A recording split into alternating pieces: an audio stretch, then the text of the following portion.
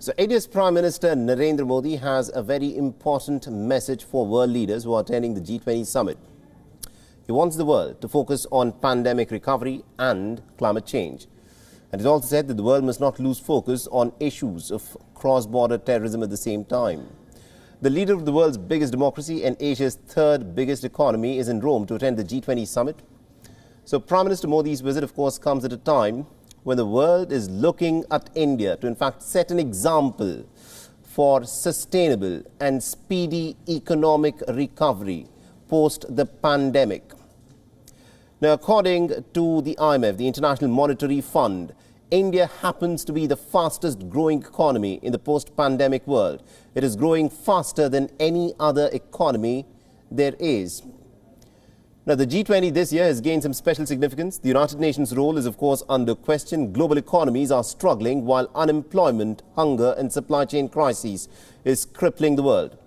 At this very crucial juncture, Prime Minister Narendra Modi, of course, represents the hope and aspirations of about 1 billion Indians. And not only this, it's not just the hope and aspirations of Indians alone, but indeed of the developing world at large.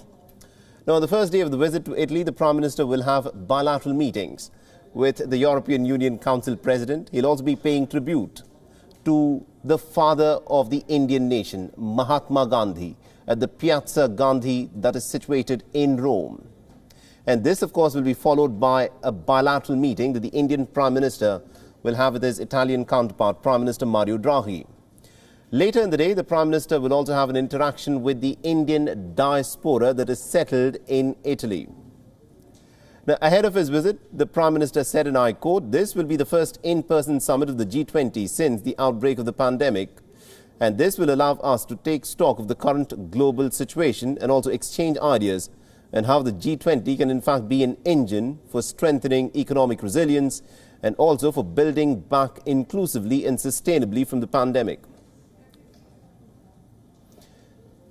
And also, India's Foreign Secretary Harshavardhan Shringla has revealed that the Prime Minister will be reminding the other world leaders to keep the focus on issues of cross-border terrorism, terror financing and terror-related activities which have an impact on the world. Now, the Prime Minister said that India is, of course, creating new records in collective efforts for climate adaptation. He'll also be sharing India's excellent track record on climate action. After the G20 summit, the Prime Minister will also be attending the World Leaders Summit on Climate, or the COP26, in Glasgow in the United Kingdom.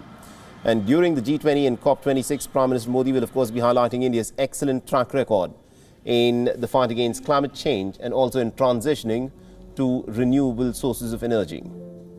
The Prime Minister will also be sharing his blueprint with the global leaders on the steps which are needed to be taken to combat the issue of climate change. This includes equitable distribution of carbon space, support for mitigation and adaptation of resilience-building measures, mobilization on finance and transfer technology, and also the importance of sustainable lifestyles for green and inclusive growth. Now, during his visit to Italy, the Indian Prime Minister will also be visiting the Vatican City, and he'll also be meeting with Pope Francis. He'll be meeting Pope Francis tomorrow. Now, besides this, on the sidelines of the G20 summit, the Prime Minister will also have meetings with several European leaders, including France's President Emmanuel Macron. And the in-person meeting with the French President comes as part of high-level exchanges between the two leaders, including the telephonic conversation that the two had in the month of September after the AUKUS pact that had very badly embarrassed Paris. Now, India and France are strengthening their strategic partnership in the Indo-Pacific region. Prime Minister Modi's other key engagements include bilateral meetings with German Chancellor Angela Merkel and also a pull-aside with the Spanish Prime Minister and meetings with the Indonesian President and the Prime Minister of Singapore as well are also slated to be held tomorrow and day after. All right, now to give us more insights in terms of what this meeting and of course the summit, the G20 summit will, of course, mean for India and indeed for the larger world. We are joined in by my colleague Siddhant Sival. He's presently in Rome. Good morning to you, Siddhant. Bring us up to latest with what is expected of this very crucial G20 summit that begins tomorrow. Well, yes, Mohammed, the day has just started here in Rome. The Prime Minister arrived earlier today. I'm just standing in front of the Prime Minister's hotel, and given the fact that the city is hosting G20, it's almost kind of commotion here. If my camera person can pan and show the situation on the ground. There's a lot of jam which is usually expected when it comes to hosting of the G20, given that world leaders will be present here. We know that US President Joe Biden has already arrived here. The Indian Prime Minister is present here, and of course today is just one day before the G20 summit, and there are a lot of bilaterals, whether it's the Indian Prime Minister Narendra Modi or the US President Joe Biden. In fact, the US President is going to meet the French President, as you pointed out, and this of course is a crucial meeting, the first in-person meeting since of course the AUKUS pact, which is being described as a stab in the back by Paris when it comes to the nuclear submarine deal with Canberra. But talking about the Indian Prime Minister's schedule, he will be having two bilaterals. His day start, which of course is going to start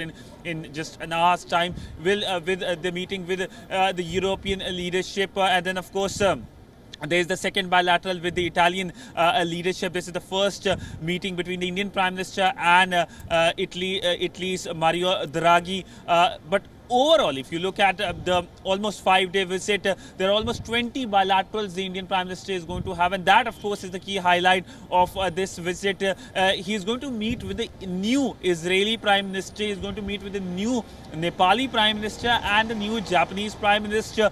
All three countries very important for India in terms of engagement. We know that Sher Bahadur will be in Glasgow for the climate meeting, and of course when it comes to the meeting with the Israeli leadership, just few weeks ago we saw the Indian External Affairs Minister being present in Israel, where of course famously the Israeli Prime Minister said that we love India, and something that's going to reverberate when it comes to this very close relationship. But all in all, occasion for in-person meetings amidst COVID pandemic here in Rome. Absolutely indeed. Now, one of the key aspects and issues that will be discussed is climate change.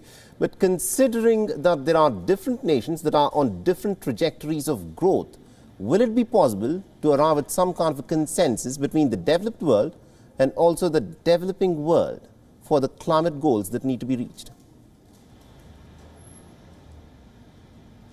Well, Mohammed, consensus is a difficult word in a sense that when it comes to these groupings, these are large groupings with each country having its own diverse set of interests. Yes, the developing world versus developed country debate is something that's not new. It has been happening in the past. We know the developing countries are keen that there should be more climate financing by the developed world. The developed world has, of course, been keen that there should be announcement on zero emissions by countries, especially countries like India. So that kind of divide has been continuing, and I do not expect that there will be a resolution in terms of this larger divide when it comes to climate change. But if you look at individually, countries are doing. India, of course, is a major player when it comes to fighting climate change. The Indian Prime Minister is expected to talk about the renewables, the commitments New Delhi has set for renewables. Also, when it comes to International Solar Alliance, India-led initiative which has seen participation of more than 100 countries now.